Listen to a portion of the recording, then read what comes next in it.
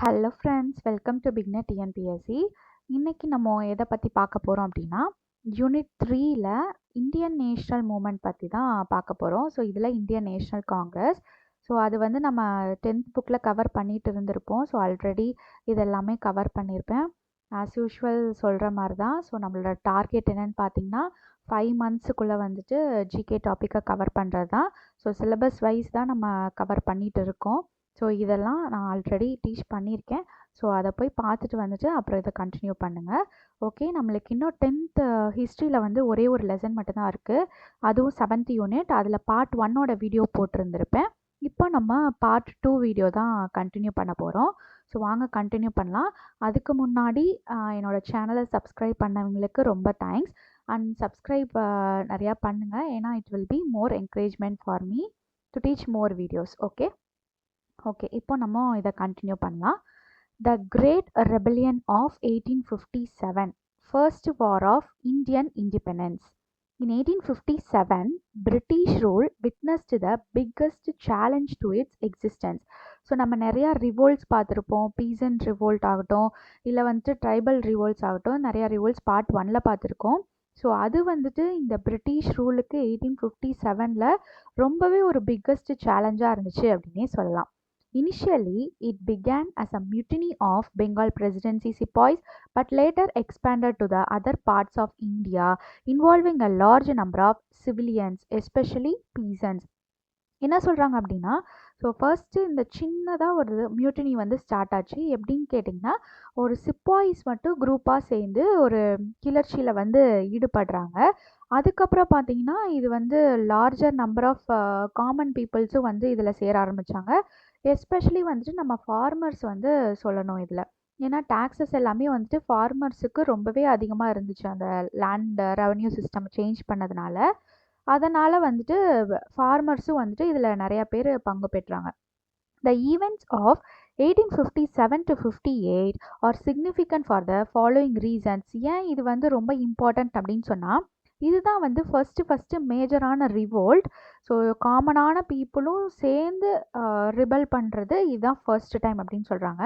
The revolt witness unprecedented violent perpetrated by both sides. So இதில் 2 பேரும் participate பண்ணுறாங்க. Peasants ஆகட்டும், காமன் பீப்புள் ஆகட்டும், ஆர் சிப்பாய்ஸ் ஆகட்டும், எல்லாரும் சேர்ந்து வந்து இது போராடுறதுனால இது வந்து ரொம்ப பெரிய கிளர்ச்சியாக மாறுச்சு அப்படின்னே சொல்லணும். The revolt ended the role of the East India Company and the governance of the Indian subcontinent was taken over by the British Crown. இந்த ரெபலியனுக்கு அப்புறமா என்ன நடந்துச்சு அப்படின்னா, ஈஸ்ட் இந்தியா கம்பெனி ரூல் பண்ணிட்டு இருந்ததை வந்துட்டு வேண்டாம் அப்படின்னு சொல்லிட்டு பிரிட்டிஷே இனிமேல் டைரெக்டாக குவீன்ஸ் விக்டோரியா தலைமையில் வந்துட்டு பிரிட்டிஷே இனிமேல் டைரெக்டாக இந்தியன் கவர்மெண்ட்டை ரூல் பண்ண போது ஈஸ்ட் இந்தியா கம்பெனி இனிமேல் ரூல் பண்ண மாட்டாங்க அப்படின்னு சொல்லிட்டு இந்த கிரேட் இந்தியன் ரெபலியனுக்கு அப்புறமா வந்து முடிவெடுக்கிறாங்க. Okay, causes. Annexation policy of British India. In the 1840s and 1850s, more territories were annexed through 2 major policies. நம்ம இந்தியா ஃபுல்லாகவே எப்படி அவங்க 1840s 50ஸ்ல கண்ட்ரோல் பண்ணாங்க அப்படின்னா, ஒரு 2 டாக்டரின் வச்சு தான். ஃபர்ஸ்ட் டாக்டரின் என்னன்னா பேராமவுண்ட்ரி அப்படின்னு சொல்லிட்டு, செகண்ட் பார்த்தீங்கன்னா doctrine of lapse. So doctrine of paramountcy என்ன சொல்லுது அப்படின்னா, British claimed themselves as paramount, exercising supreme authority. New territories were annexed on the grounds that the native rulers were inept. இந்த டாக்டரின் ஆஃப் பேராமவுண்டசியில் என்ன சொல்கிறாங்க அப்படின்னா, பிரிட்டிஷ் வந்துட்டு தன்னைத்தானே வந்துட்டு நாங்கள் தான் நல்லா ரூல் பண்ணுவோம், இந்தியன் ரூலர்ஸ் எல்லாருமே வந்துட்டு நல்லா ரூல் பண்ண மாட்டேங்கிறாங்க, நியூ டெரிட்டரிஸ் ஆகட்டும் அவங்களோட லேண்டே நல்லா அவங்களால ரூல் பண்ண முடியல, ஸோ அதனால நாங்கள் வந்து அந்த லேண்ட் எல்லாம் டேக் ஓவர் பண்ணுறோம் அப்படின்னு சொல்லி இந்த டாக்டரின் ஆஃப் பேராமவுண்டசி யூஸ் பண்ணி இந்தியா டெரிட்டரிஸ் எல்லாத்தையும் கேப்சர் பண்ணாங்க. செகண்ட் என்னன்னு பார்த்தீங்கன்னா டாக்டரின் ஆஃப் லேப்ஸ்ன்னு சொல்லிட்டு.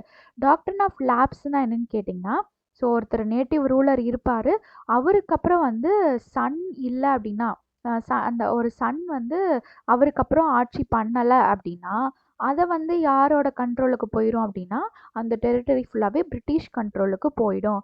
அதுதான் பார்த்தீங்கன்னா டாக்டரின் ஆஃப் லேப்ஸ்ன்னு சொல்லுவோம். If a native ruler did not have male heir to the throne, the territory was to lapse into British India upon the death of the ruler. அதுவும் எப்போனா அந்த ruler வந்து இறந்ததுக்கு அப்புறமா அவருக்கு அடுத்தது சன் இல்லை அந்த கிங்டம் ரூல் பண்ணுறதுக்கு அப்படின்னா அது வந்து பிரிட்டிஷ் கண்ட்ரோலுக்கு போயிடும். அப்படி போன இடம்லாம் என்னன்னு பார்த்தீங்கன்னா Satara, Sambalpur, parts of the Punjab, Jhansi and Nagpur were annexed by the British through the doctrine of lapse. So இந்த ஜான்சிங்கிற இடத்துல தான் ராணி லக்ஷ்மிபாய் வந்துட்டு இதுக்காக போராடி இருப்பாங்க. ஸோ அது வந்து இப்போ அப்கமிங் இதில் பார்க்க போகிறோம். ஓகே, இந்த இடத்தாலுமே டாக்டர் ஆஃப் லேப்ஸ் வச்சு கேப்சர் பண்ணிட்டாங்க. Okay, insensitivity to Indian culture sentiments. So நம்மளோட இந்தியன் கல்ச்சர் சென்டிமெண்ட்ஸுக்கு அவங்க ஒரு மதிப்பே கொடுக்கல அப்படின்னு தான் சொல்லணும். 1806 the sepoys at the Vellore mutinied against the new dress code. இது வந்து எங்கே பார்த்துருப்போம் அப்படின்னா நம்ம early revolts against British rule அப்படிங்கிற ஒரு வீடியோவில் வந்துட்டு லாஸ்ட் செகண்ட் பார்ட் ஆஃப் வீடியோவில் நம்ம பார்த்துருப்போம். Vellore revolt or Vellore mutiny 1806 அப்படின்னு சொல்லிட்டு. ஸோ அதில் என்ன பண்ணியிருப்பாங்க அப்படின்னா வெள்ளூரில் சேர்ந்து சிப்பாய்ஸ் எல்லாருமே கிளர்ச்சி பண்ணுவாங்க. ஏன்னா ட்ரெஸ் கோடு, அப்புறம் வந்து அவங்க நீட்டாக ஷேவ் பண்ணியிருக்கணும், அதே மாதிரி நம்மளோட ரிலீஜியஸ் இது எதுவுமே வியர் பண்ணக்கூடாது, அந்த மாதிரி நிறையா கண்டிஷன்ஸ்லாம் போட்டிருப்பாங்க. ஸோ அதுக்காக வெள்ளூர் மியூட்டினி நடந்திருக்கும். இந்த வெள்ளூர் மியூட்டினிக்கு அடுத்தது தான் வந்துட்டு நம்ம கிரேட் இண்டியன் ரெபலியனும் அதே மாதிரி வந்து இருந்துச்சு. ஸோ இந்த வெள்ளூர் மியூட்டினிங்கிறது தமிழ்நாடு ரிலேட்டடு. அது எதில் வரும் அப்படின்னா யூனிட் 6 வரும். இந்த கிரேட் இண்டியன் ரெபலியன் எதில் வரும்னு கேட்டிங்கன்னா நம்ம ஐஎன்எம் டாப்பிக்கில் வருது. ஓகேவா, which prohibited Indians from wearing religious marks on their foreheads and having whiskers on their chin while proposing to replace their turbans with a round hat. So என்ன சொல்கிறாங்க அப்படின்னா ரிலீஜியஸ் இது எதுவுமே வியர் பண்ணக்கூடாது, அதே மாதிரி பிரிட்டிஷ் கொடுக்குற ரவுண்ட் ஹேட்டை தான் வியர் பண்ணும், டர்பன்ஸ் எல்லாம் வியர் பண்ணக்கூடாது அப்படின்னு சொல்லிட்டாங்க. ஸோ அதனால என்ன ஆகுது, அது இல்லாமல் பார்த்தீங்கன்னா இந்த ட்ரெஸ் கோடு இதுலேயே ஃபியரில் இருக்காங்க சிப்பாய்ஸ் எல்லாமே. இதுக்கு தகுந்த மாதிரி சோல்ஜர்ஸ் எல்லாத்தையும் எதுவாக கன்வெர்ட் பண்ண வைக்கிறாங்க, கிறிஸ்டியானிட்டிக்கு கன்வெர்ட் பண்ண வைக்கிறாங்க. Similarly, in 1824, the sepoys at Barakpur near Calcutta refused to go to Burma by sea. இப்போ என்ன சொல்கிறாங்க, ஏன் அப்படின்னா since crossing the sea means the loss of their caste. இப்போ 1824 என்ன பண்ணுறாங்க அப்படின்னா சிப்பாய்ஸ் எல்லாமே பரக்பூரில், அதாவது கல்கத்தாவில் இருந்து பர்மாவுக்கு சீ வழியாக போகணும் அப்படின்னு சொல்கிறாங்க. சிப்பாய்ஸ் வந்து அதை நாங்கள் போக முடியாது அப்படின்னு சொல்லியிருக்காங்க. ஏன்னா அது எங்களோட கேஸ்ட் பேஸ்டு ஃபெய்த் அப்படிங்கிறனால அது எங்களோட கடவுளுக்கு எதிராக இருக்கும் அப்படின்னு சொல்லிட்டு நாங்கள் போக மாட்டோம் அப்படின்னு சிப்பாய்ஸ் எல்லாம் சொல்லியிருப்பாங்க. ஓகே, இதுவும் வந்து ஒரு அதனால ரிவோல்ட் வந்து ஏற்பட்டிருக்கும். The sepoys were also upset with the discrimination in salary and promotion.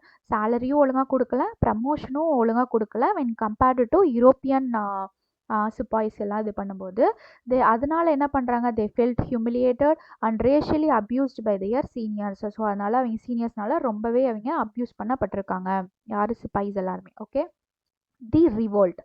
The precursor to the revolt was the circulation of rumors about the cartridges of the new Enfield rifle. இப்போ இங்கே என்ன நடக்குது அப்படின்னு கேட்டிங்கன்னா ஒரு rifle வருது, அந்த ரைஃபிளோட கேட்ரிட்ஜில் பிக்கோட ஃபேட்டையும் கவ்வோட ஃபேட்டையும் க்ரீஸாக வந்து பயன்படுத்தணும் அப்படின்னு சொல்லி ஒரு ரூமர் வருது. அதனால் பார்த்தீங்கன்னா அது மட்டும் இல்லாமல் அந்த கேட்ரிட்ஜை வந்து பீட்டன் ஆஃப் பண்ணணும், லோட் பண்ணணும்னா பீட்டன் பண்ணணும். ஸோ அதுக்காக வந்துட்டு இந்த ரிவோல்ட். ஏன்னா வந்துட்டு கவுங்கிறது ஹிந்துஸ்க்கு ஒரு ரிலீஜியஸ் ஃபெய்த், அதே மாதிரி பிகுங்கிறது முஸ்லீம்ஸோட ஒரு ரிலீஜியஸ் ஃபெய்த் இல்லையா, ரெண்டு அனிமல்ஸுமே. ஸோ அதனால அந்த ஃபேட்டை வந்து தடவி க்ரீஸாக பயன்படுத்துறது அவங்க மதத்துக்கு எதிராகவே இருந்திருக்கு அப்படின்னு தான் சொல்லணும். ஸோ அதனால தான் எல்லா ஹிந்துஸ் முஸ்லீம்ஸ் எல்லாருமே கோபம் அடைஞ்சு சிப்பாய் மியூட்டினி வந்து ஃபார்ம் பண்ணுறாங்க. Okay, on 29th March a sepoy named Mangal Pandey. So Mangal பாண்டேங்கிறவர் கிரேட் இந்தியன் ரெபலியனில் 1857 ரொம்ப ரொம்ப இம்பார்ட்டண்ட்டான சிப்பாய் மங்கள் பாண்டே.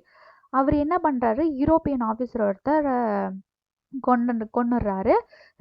அதுக்கப்புறம் என்ன பண்ணுறாங்க அப்படின்னா மங்கள் பாண்டேவை வந்து அவரோட வேலை செஞ்சுட்டு இருந்த சோல்ஜர்ஸ் எல்லாத்தையும் சேர்ந்து மங்கள் பாண்டேவை அரெஸ்ட் பண்ண சொல்கிறாங்க. இல்லை நாங்கள் அரெஸ்ட் பண்ண முடியாது அப்படின்னு அவங்க புறக்கணிச்சிருக்காங்க.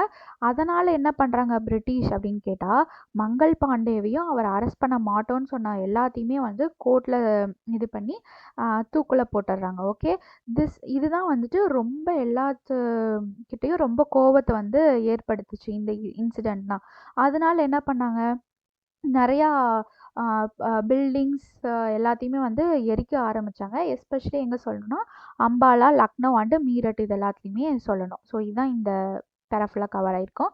Next, Bahadur Shah proclaimed as emperor of Hindustan. On 11th May 1857, a band of sepoys from Meerut marched to the Red Fort in Delhi.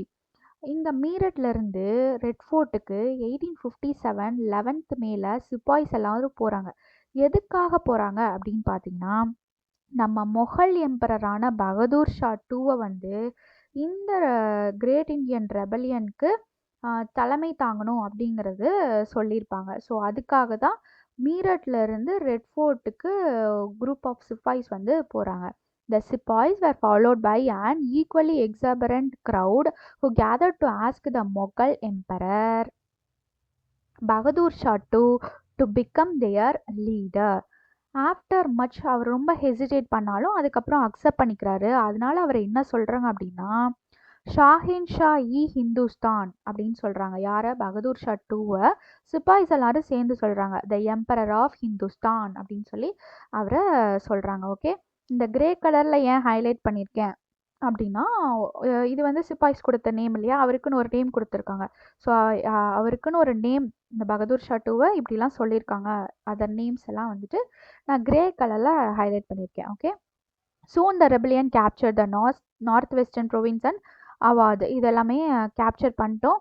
இந்த நியூஸ் எங்கெல்லாம் பரவுதுன்னா டெல்லி, கேங்கஸ் வேலி, இந்த மாதிரி எல்லா இடத்துலையுமே பரவுது. So accepting Punjab and Bengal, ஏன்னா அங்கே வந்து பிரிட்டிஷ் ரூல் இருந்திருக்கும். Okay, next, civil rebellion. The mutiny was equally supported by an aggrieved rural society of North India. So civil rebellion ஏன் அப்படின்னு சொல்கிறோம் அப்படின்னா, இந்த மியூட்டினி வந்து rural society of North India, என்னென்னா வில்லேஜஸ்லேயும் தான் பரவுச்சு. ஸோ சிட்டி சைட் மட்டும் இல்லாமல் வில்லேஜ் சைட் நார்த் இந்தியாவில் ரொம்பவே இது ஸ்ப்ரெட் ஆச்சு அப்படின்னு சொல்லணும். சிப்பாய்ஸ் ஒர்க்கிங் இந்த British army were in a fact peasant in uniform. So இப்போ பிரிட்டிஷ் ஆர்மிலலாம் யூனிஃபார்ம் போட்டு இருப்பாங்க இல்லையா, அவங்க எல்லாருமே பார்த்தீங்கன்னா நம்மளோட ஃபார்மர்ஸு. ஸோ அவங்க தான் வந்து அங்கே சிப்பாயாக வேலை செஞ்சிட்ருக்காங்க. they were equally affected by the restructuring of the revenue administration. First வீடியோவில் பார்த்துருப்போம், மொகலோட ரெவன்யூ வந்து சேஞ்ச் பண்ணியிருந்திருப்பாங்க அப்படின்னு சொல்லி பார்த்தோமா. அதனால் நம்ம பீசன்ஸ் எல்லாமே ரொம்ப கோவம் அடைஞ்சிருப்பாங்க. நெக்ஸ்ட்டு சிப்பாய்ஸுமே கோவம் அடைஞ்சிருப்பாங்க. இதுதான் வந்து ஃபஸ்ட்டு ரெபலியன் நார்த் வெஸ்டர்ன் ப்ரொவின்ஸ்லேயும் சவுத்லேயும் வந்துட்டு நடந்திருக்கு. இதில் வந்து 2 ரீஜியன்ஸில் வந்து நடந்திருக்கு அப்படின்னு சொல்கிறாங்க. இதில் யாரெல்லாம் பார்ட்டிசிபேட் பண்ணியிருப்பா அப்படின்னு பார்த்தீங்கன்னா, நீங்கள் பார்த்துருப்பீங்க ஆல்ரெடி முன்னாடி இப்போ பார்த்தது யாரெல்லாம் பீசன்ஸ் பார்ட்டிசிபேட் பண்ணியிருப்பாங்களா, அதுக்கப்புறம் rural society of North India அவங்க பார்ட்டிசிபேட் பண்ணியிருப்பாங்களா. நெக்ஸ்ட் யார் பார்ட்டிசிபேட் பண்ணாங்கன்னா ஜமீன்தார்ஸ், தால்குதார்ஸ் அப்படின்னு சொல்லி 2 பேருமே பார்ட்டிசிபேட் பண்ணுறாங்க. ஸோ தால்குதார்ஸ்னா மணி லெண்டர்ஸ் அப்படிங்கிற மீனிங். ஸோ தால்குதார்ஸும் ஜமீன்தார்ஸும் எல்லாரும் பார்ட்டிசிபேட் பண்ணுறாங்க. ஏன்னா பிரிட்டிஷ்னால ஜமீன்தார்ஸும் அஃபெக்ட் ஆகிருப்பாங்க, தால்குதார்ஸும் அஃபெக்ட் ஆகியிருந்திருப்பாங்க. ஏன் அப்படின்னு கேட்டால், அவங்கக்கிட்ட இருந்து தான் இப்போ டேக்ஸ் அவங்க கலெக்ட் பண்ணி திரும்ப பிரிட்டிஷ்க்கு தான் கொடுக்கணும் இல்லையா. ஸோ அதனால் பிரிட்டிஷ்கிட்ட கோவம் அடைஞ்சு அவங்களுக்கு எதிராகவே ரெபலியன் நடத்துகிறாங்க. அது இல்லாமல் பார்த்திங்கன்னா ஆர்டிஷியன்ஸ், ஹேண்டிகிராஃப்ட்ஸ், கைவினை பொருட்கள் செய்கிறவங்களாகட்டும், ஸோ ஆர்டிஸ்ட்ஸ் எல்லாருமே, ஆர்டிஷியன்ஸ் ட்ராயிங் பண்ணுறவங்க, அந்த மாதிரி எல்லாருமே வந்துட்டு இந்த ரெபலியனில் வந்து ஈடுபட்டிருக்காங்க. ஈவன் வீவர்ஸ் கூட, கைத்தறி நெசவாளர்கள் எல்லாருமே இந்த ரிவோல்ட்டில் சிவில் ரெபலியனில் ஈடுபட்டிருக்காங்க. அதனால இதை பீப்புள்ஸ் ரிவோல்ட் அப்படின்னு சொல்லி நம்ம சொல்கிறோம். Okay, next, prominent fighters against the British. யாரெல்லாம் ஃபைட் பண்ணா அப்படின்னு கேட்டால், ஸோ நானா சாஹிப் அப்படிங்கிறவர் யார் அப்படின்னு கேட்டால், லாஸ்ட் பேஷ்வா பாஜிராவ் டூவோட சன், அடாப்டட் சன் தான் பார்த்தா நானா சாஹிப் அப்படிங்கிறவர் லாஸ்ட் பேஷ்வா ரூலரான பாஜிராவ் டூவோட அடாப்டட் சன். அவர் என்ன பண்ணுறாரு, கான்பூர் ரீஜனில் வந்து சப்போர்ட் பண்ணுறாரு, லீடராக இருக்கார் இந்த ரிவோல்ட் வந்து எடுத்துகிட்டு போகிறதுக்கு. ஏன் அப்படின்னா அவருக்கு வந்து பென்ஷன் பே பண்ணுறதுக்கு மறுத்திருப்பாங்க பிரிட்டிஷ் ஈஸ்ட் இந்தியா கம்பெனி. அதனால வந்து இவர் கான்பூரில் தலைமை தாங்கியிருப்பார்.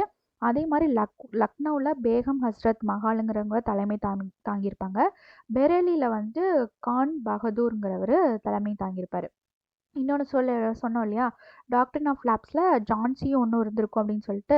ஸோ ஏன் அப்படின்னா அதில் வந்து யார் ரூல் பண்ணிகிட்ருக்கான்னா ராணி லக்ஷ்மிபாய் அவர்கள் தான் வந்து ரூல் பண்ணிகிட்ருக்காங்க. ஸோ இங்கே டாக்டர் ஆஃப் லேப்ஸில் என்ன பண்ணியிருப்பாங்க அப்படின்னா, governor general of Bengal had refused her request to adopt a son as her successor after her husband died and the kingdom was annexed under the doctrine of lapse. என்ன பண்ணியிருப்பாங்கன்னா அப்படின்னா Lakshmi பாயோட husband வந்து இறந்து போனதுக்கப்புறம் அவங்க வந்து ஒரு மகனை தத்தெடுத்து நாங்கள் வந்து அடாப்ட் பண்ணிக்கிறோம், ஒரு சன்னை அடாப்ட் பண்ணி நாங்கள் வந்து ரூல் பண்ணிக்கிறோம் எங்கள் கிங்டம் அப்படின்னு சொல்லியிருக்காங்க. ஸோ அதுக்கு ரெஃப்யூஸ் பண்ணி டாக்டர் ஆஃப் லேப்ஸை யூஸ் பண்ணி பிரிட்டிஷ் வந்து அவங்களோட கிங்டமை பிரிட்டிஷ் கண்ட்ரோலுக்கு கொண்டு வந்திருப்பாங்க. அதனால ராணி லக்ஷ்மிபாய் என்ன பண்ணுறாங்கன்னா கிளர்ச்சியில் ஈடுபடுறாங்க.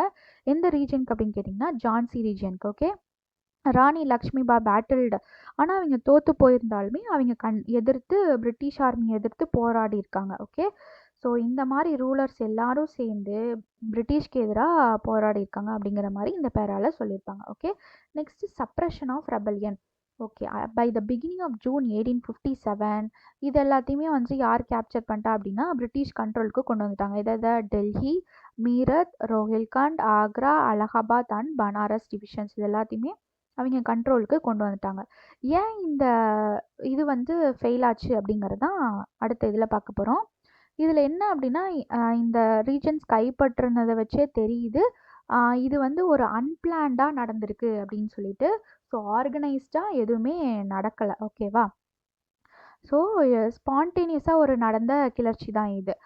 ஓகே, நெக்ஸ்ட் இதில் என்ன சொல்லியிருப்பாங்க அப்படின்னா சீக் த சப்போர்ட் ஆஃப், இவங்க வந்து கொஞ்சம் பேர் இது பண்ணியிருந்தாலும் பக்கத்து ஸ்டேட்ஸ்லாம் ஹெல்ப் எல்லாம் கேட்டிருப்பாங்க. பட் ஆனால் வந்து எஜுகேட்டட் இண்டியன்ஸ் ஆகட்டும் ஆர் வந்துட்டு சம் பிரின்சஸ் வந்துட்டு ஆர் ஜமீன்தார்ஸ் வந்துட்டு பிரிட்டிஷ்க்கு ரொம்ப லாயலாக இருந்திருப்பாங்க அந்த சமயத்தில். அதனால இந்த ரெபிலியனுக்கு ஹெல்ப் பண்ண மாட்டாங்க. நம்ம எஜுகேட்டட் மிடில் கிளாஸும் ஹெல்ப் பண்ணியிருக்க மாட்டாங்க. அது இல்லாமல் நம்மக்கிட்ட போதுமான வெப்பன்ஸும் கிடையாது. ஸோ சின்ன ஆர்மி தான் நம்மக்கிட்ட இருந்தது. ஸோ அதை வச்சுட்டு அவங்க கூட போராட முடியல. அதனால வந்துட்டு இந்த ரெபலியன் ஃபெயில் ஆனதுக்கு ஒரு மெயின் ரீசன். நெக்ஸ்ட் பார்த்தீங்கன்னா important reason for failure is the absence of a central authority. ஒருத்தர் தலைமை தாங்கி ஒரு குரூப்பாக பிளான் பண்ணி ஒருத்தர் தலைமையில் நடத்துறதுக்கு அங்கே யாருமே கிடையாது.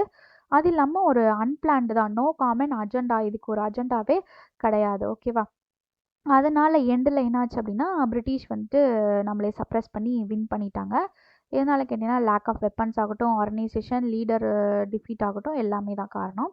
அதனால் 1857 டெல்லியை வந்து பிரிட்டிஷ் கேப்சர் பண்ணிட்டாங்க. அதுக்கப்புறம் பகதூர் ஷா இருக்கார் இல்லையா, அவர் என்ன பண்ணிட்டாங்க கேப்சர் பண்ணி சிறையில் போட்டுட்டாங்க. சிறையில் போட்டது மட்டும் இல்லாமல் அவர் எங்கே பர்மாவுக்கு ட்ரான்ஸ்ஃபர் பண்ணிட்டாங்க. ஓகே, இதுதான் வந்துட்டு causes of and the failure of great Indian revolt 1857. அடுத்தது பார்த்திங்கன்னா இந்தியா எதுக்கு கண்ட்ரோலில் போகுது நம்ம பார்த்தோம் இல்லையா. கிரேட் இந்தியன் ரிவால்ட்டுக்கு அப்புறமா ஈஸ்ட் இந்தியா கம்பெனி வந்து ரூல் ஃபுல்லாக முடிச்சுட்டு யாரோட கண்ட்ரோலுக்கு போகுது, பிரிட்டிஷோட மெயின் கண்ட்ரோலுக்கு இந்தியா போகுது.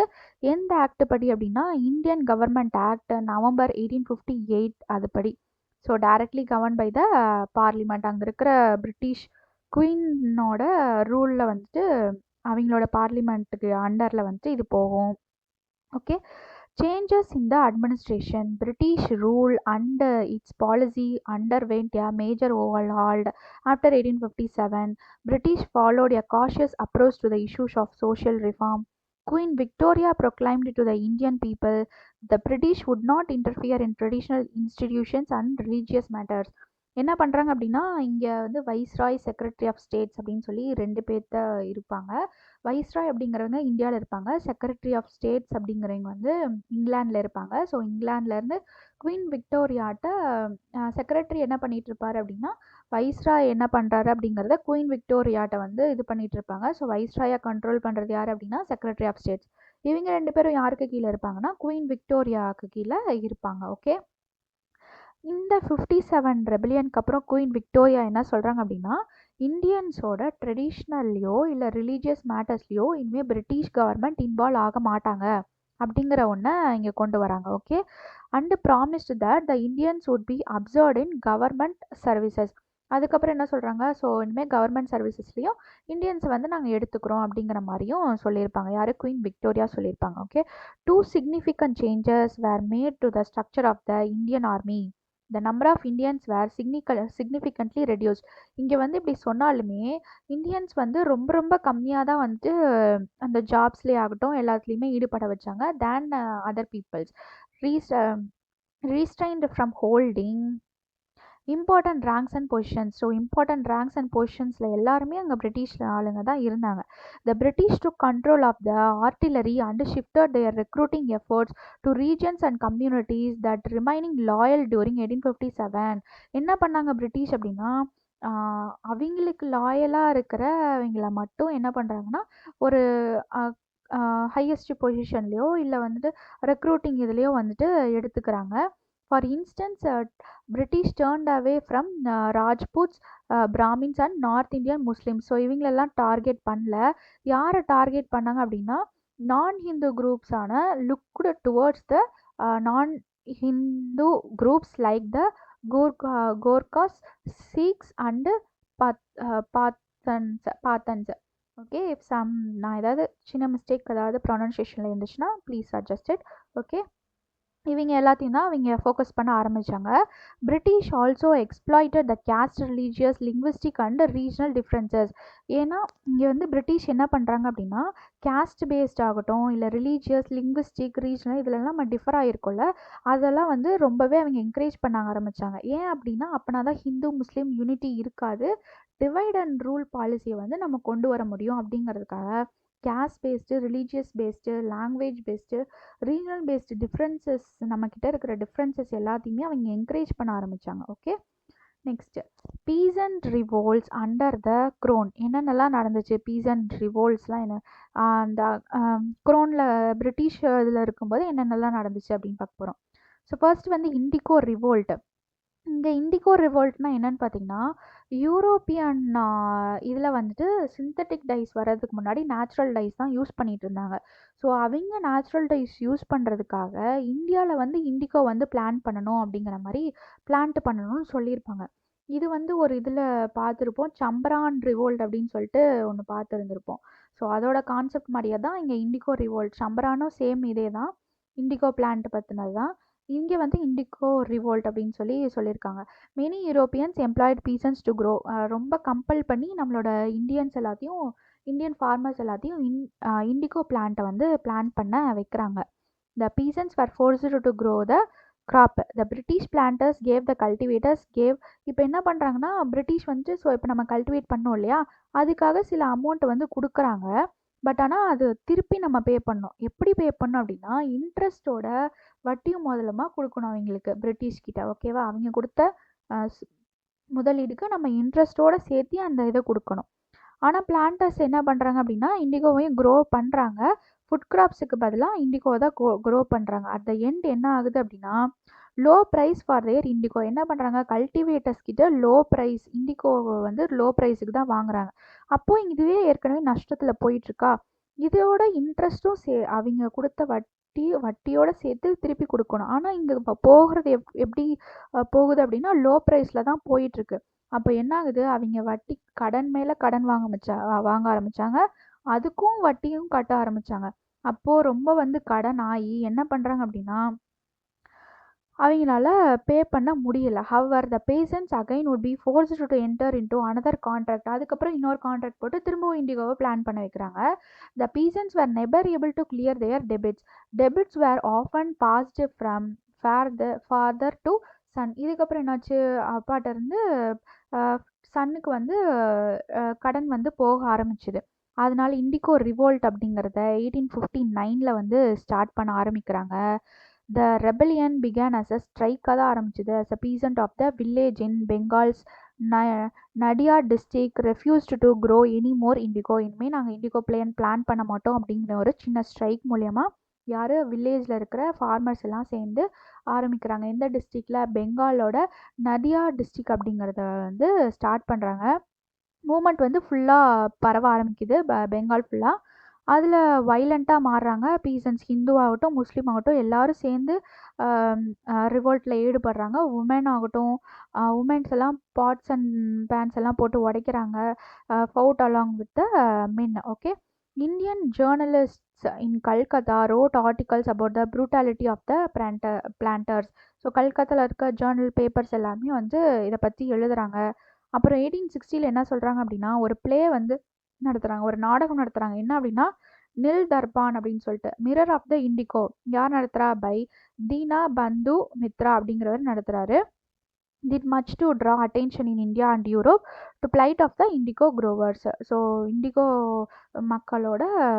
growers மக்களோட இதை பற்றி அவங்களோட கஷ்டத்தை பற்றி எடுத்து வைக்கிறமா இந்த நாடகத்தை வந்து நடத்தியிருக்காங்க. Next Deccan riots 1875. Heavy taxation ruined agriculture. So agriculture வந்து ரொம்பவே இந்த டாக்ஸ் பேஸ்டு சிஸ்டம் பிரிட்டிஷ் கொண்டு வந்தது ரொம்பவே பாதிப்படைய வச்சது ஃபார்மர்ஸ் எல்லாத்தையும். நிறையா ஃபெமைன்ஸ் எல்லாமே இன்க்ரீஸ் ஆக ஆரம்பித்தாங்க. First record incident of rioting against the money lenders இந்த Deccan was in. So money லெண்டர்ஸ்க்கு எதிராக டெக்கானில் வந்து ஒரு கேஸ் மாதிரி கொடுத்துருக்காங்க. அது வந்து மே 1875 இங்கே in Supa village near Poona. அதே மாதிரி similar case of riots were reported from close to. அதே மாதிரி 30 வில்லேஜஸில் பூனா அண்டு அகமத் நகரில் வந்து இந்த மாதிரி கொடுத்துருக்காங்க. அது யாரை பற்றி கொடுத்துருக்காங்க அப்படின்னா குஜராத்தில் மோஸ்ட்லி குஜராத் மணி லெண்டர்ஸ் பற்றி தான் கொடுத்துருக்காங்க. அண்டர் பிரிட்டிஷ் கேஸ் வந்து கொடுத்துருக்காங்க. Under British rule peasants were forced to pay revenue directly to the government. என்ன சொல்லியிருக்காங்க? பிரிட்டிஷ் ரூலில் டேரெக்டாக ரெவன்யூ வந்து கவர்மெண்ட்டுக்கு தான் பே பண்ணோம் அப்படின்னு சொல்லியிருக்காங்க. அதனால money lenders were allowed to attach the mortgage land of the defaulters and auctions off. இது வந்து ரொம்ப இம்பார்ட்டன்ட் கிடையாது, ஜஸ்ட் ரீட் மட்டும் பண்ணிக்கோங்க இந்த important points. Okay. This resulted in a transfer of lands from the cultivators to the non cultivating classes. என்ன ஆகுது அப்படின்னா ஃபஸ்ட்டு ரெவன்யூ பே பண்ண சொல்கிறாங்க. அதுக்கப்புறம் கல்டிவேட்டர்ஸ் கிட்ட இருந்து நான் கல்டிவேட்டர்ஸ் கிட்ட வந்து லேண்ட் வந்து போக ஆரம்பிக்குது. அதனால கடனும் வந்துட்டு அவங்களால பே பண்ண முடியலை. அவுட்ஸ்டாண்டிங் அமௌண்ட் எல்லாமே பீசன்ஸோட இதில் தான் வந்து முடிஞ்சிச்சு. ஓகேவா? இது வந்து டெக்கான் ரையோட்ஸ் ஆஃப் 1875. இதோட இதை வந்து இந்த பார்ட் 2 வீடியோ வந்து எண்ட் பண்ணலாம். ஸோ உங்கள் ஃப்ரெண்ட்ஸ் யாராவது படிக்கிறாங்க அப்படின்னா கண்டிப்பாக ஷேர் பண்ணி விடுங்க. அதே மாதிரி நம்ம எப்பயுமே நான் படிக்கிறதா உங்களுக்கு சொல்லித்தரேன்.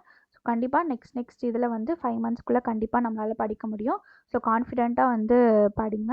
என்னோடய வீடியோஸ் எல்லாருமே பாருங்கள், கண்டிப்பாக யூஸ்ஃபுல்லாக இருக்கும். ஸோ நான் வந்து லைன் பை லைனாக சமச்சீர் புக் பேஸ்டாக தான் போயிட்டுருக்கேன். ஸோ இப்போ 10th ஹிஸ்ட்ரி வந்து இன்னும் ஒரு 1 part or 2 part வீடியோக்குள்ளே நான் 10th ஹிஸ்ட்ரியை ஃபுல்லாகவே முடிச்சிருவேன். ஸோ மறக்காமல் சப்ஸ்கிரைப் பண்ணுங்கள் என்னோடய சேனலை. தேங்க்ஸ் ஃபார் வாட்சிங் த வீடியோ. தேங்க்யூ.